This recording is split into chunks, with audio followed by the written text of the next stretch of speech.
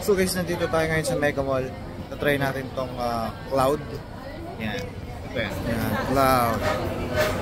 So ito ay yogurt na ito yung nasaan yung menu. Yan.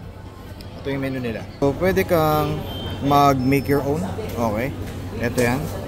Then ito yung signature treats nila.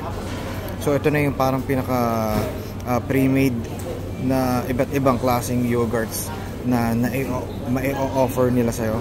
At ang bestseller nila is itong cookie. At dahil dyan, umorder na ako. Ito yon guys.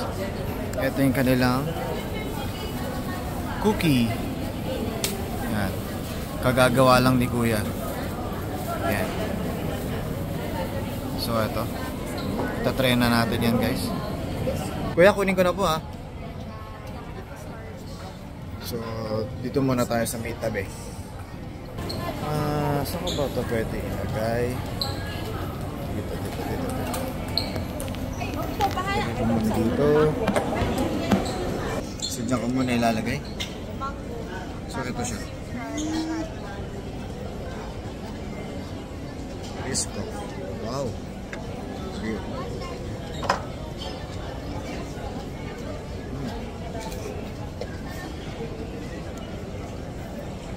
Sarap naman yan. Tsaka itong mga nandito sa gilid niya guys. Sugsoto. This one.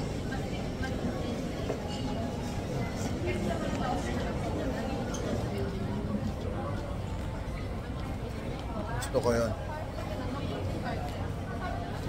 Yung sauce. Yung biscuit sauce. Tapos yung pinaka-biscoff dito sa gilid, tapos may katambal pang saging.